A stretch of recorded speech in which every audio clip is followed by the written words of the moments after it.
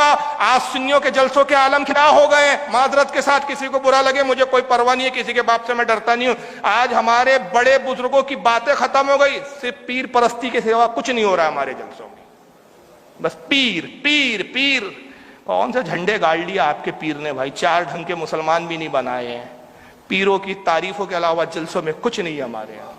مذاق بنا کے رکھ دیے جلسوں میں, بھاڑ قسم کے نعت خواں آتے ہیں, چلاتے ہیں, چیختے ہیں. وہ ابھی ایک ویڈیو چل رہی ہے, میں نام نہیں لینا چاہ رہا ہوں, جنہوں نے دیکھا وہابی کو مموڑ دو, پھپوڑ دو, کھکوڑ دو, کھسوڑ دو. کیا کر رہے ہو یار, تماشا بنا کے رکھا ہے, جھنجھنے لے کے. کیا ہو رہا ہے یار, ایسے نعت خواں جن کو یہ نہیں معلوم تو پڑھ کیا رہا ہے بیٹا. تو نعت پڑھ رہا ہے, منقبت پڑھ رہا ہے, نظم پڑھ رہا ہے, کیا پڑھ کیا رہا ہے اس کو خود نہیں معلوم. کہ قوالی پڑھ رہا ہے, علی علی علی علی علی علی علی علی علی علی. ارے کیا ہے یہ, کون سی نعت ہے؟ حضرت حسان ایسی پڑھتے تھے؟ رسول اللہ کی بارگاہ میں صحابہ ایسی نعت پڑھتے تھے؟ بتا دو, میں غلامی کر لوں گا تمہاری. امام بخاری لکھتے ہیں کہ حضور کی بارگاہ میں صحابہ کیسے بیٹھتے تھے. یہ ادب تھا حضور کی بارگاہ کا.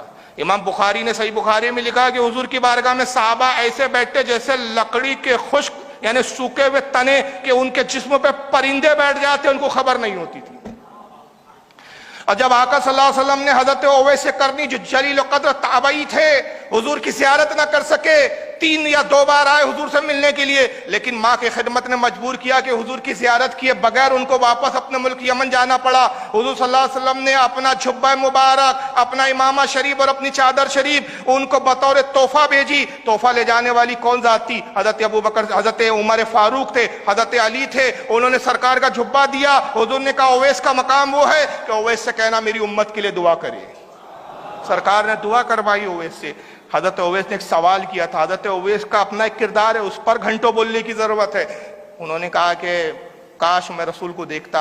اے عمر تمہاری کتنی خوش قسمتی کہ روزانہ تم رسول کا دیدار کرتے ہو. اے علی تمہارا کیا کہنا ہے کہ روزانہ حضور کی بزم میں بیٹھتے ہو. کاش میں حضور کو دیکھتا. تم تو حضور کو روز دیکھتے ہو. مجھے صرف یہ بتاؤ کہ میرے آقا کی بھویں ملی ہوئی ہے کہ جدا جدا ہے؟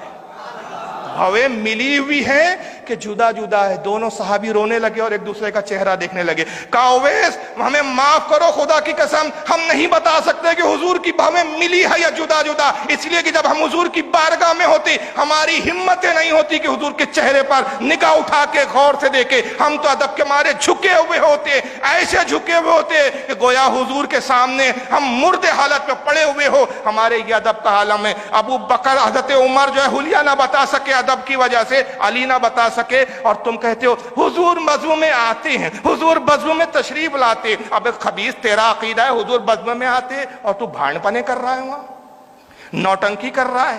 نوٹ وہ امیر کبیر عیاش کہاں سے کماتے, 2 نمبر کی کمائیاں معلوم نہیں, دکھاوے کے لیے جب نوٹ کرتے تھے ایسے پھینکتے, ایسا لگتا ہے یہ نعت خانی نہیں ہوئی, مجرا ہو رہا ہے, منی بائی کا رقص ہو رہا ہے. یہ نوٹ کیا تماشے ہے یہ؟ خدا کی قسم رسول تو بہت بڑی بارگاہ اعلیٰ حضرت ہوتے ہیں نا, اس بزم میں اتنے جوتے مارتے کہ سر کا ایک بال نہیں بچتا تمہارا. یہ سنیوں کے جلسوں کے تماشے بنا. ہمارے جلسوں میں ڈاکٹر نہیں آتے, انجینئر نہیں آتے, پڑھا لکھا نہیں آتا طبقہ. ان کو بولو چلو یار ہمارے کیا سنائیں گے یار, ایک دوسرے کی برائی کرتے ہو تو ایک دوسرے کے خلاف لڑتے ہو. پیر کی تعریف کے سوا تمہارے جلسوں میں کچھ سننے کو ملتا نہیں ہے, کسی بزرگ کی بات ہوتی نہیں ہے, کسی صحابی کا ذکر ہوتا نہیں, نبی کی سنت تم بتاتے نہیں ہو. اور پھر رہے سے کسر والا ہوں صاحب, ماں کے نام پہ ہاتھ اٹھاؤ, باپ کے نام پر ہاتھ اٹھاؤ. ابے کیوں اٹھاؤ ہاتھ, کیوں اٹھاؤ؟ یہ یو پی بہار جاتا ہوں میں تو میری شرط ہوتی ہے بھائی مجھے اس وقت اسٹیج پہ لے جاؤ یہ سارے تماشے جب ہو چکے ہو.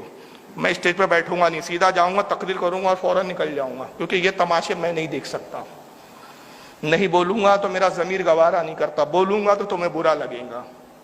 ماں کے نام پہ ہاتھ اٹھاؤ, ہے کوئی باپ کے نام پہ ہاتھ اٹھائے, ایک بار سبحان اللہ بول دو, ہاتھ اٹھا کر بول دو, پیر ہلا کر بول دو. ارے کیوں ہلا کر بول دو, زبان سے بولو نا بھائی, سیدھا سیدھا. یہ کہاں سے لایا ہاتھ اٹھا کے بولو, ہاتھ اٹھا کے بولو. اب ایک ڈاکٹر ہے, میں ریئلٹی بتا رہا ہوں یار, آپ کے یہاں کا ایک بہت بڑا ڈاکٹر, کوئی اسپیشلسٹ ہو, کوئی سول سرجن ہو, اس کو آپ اپنی بزم میں لاؤ اور کرسی پہ بٹھا دو, اس کا پوزیشن, اس کا منصب, اور اسے بولو باپ کے نام پہ ہاتھ اٹھا, اٹھا ماں کے نام پر ہاتھ. سوچو اگلی بار آئیں گا تمہاری محفل میں, بولیں گا کیا تماشا ہے یار, میں تو دین کی بات سننے آیا تھا، یہ ہاتھ اٹھاؤ ہاتھ اٹھاؤ، اور عجیب کہاں سے وہ لایا وہ شاعروں نے اور وہ ناظموں نے، اللہ جانے، معلوم نہیں، شرم نہیں آتی، جو نبی کے نام پہ ہاتھ اٹھائیں گا اس ہاتھ کو لقوہ نہیں مارے گا۔ کون سی حدیث میں پڑھا بے تو نے؟ مجھے بھی تو بتا۔ 4000 کتابیں ہیں میری اپنی ذاتی لائبریری میں، مجھے تو آج تک ایسی کوئی حدیث نہیں ملی کہ رسول کے نام پہ ہاتھ اٹھا، باپ کے نام پہ ہاتھ اٹھا تو ہاتھ کو لقوہ نہیں مارے گا۔ کہاں سے پڑھ لیا بے تو نے؟ کون سی کتاب میں؟ ذرا ہمیں بھی تو دکھا، لقوہ نہیں مارے گا۔ مذاق بناتے ہو یار، اور صحیح میں اس کو لقوہ ہو گیا تو معاذ اللہ اس کا دین سے اعتماد کمزور ہو جائے۔ یار میں نے تو سن کر آیا تھا، صاحب الاؤنسر تو بول رہا تھا یار اب لقوہ نہیں ماریں گے، مجھے تو لقوہ ہی مار دیا۔ تو اس طرح کی من گھڑت چیزوں سے ہمارے جلسوں کا تقدس خراب ہو رہا ہے۔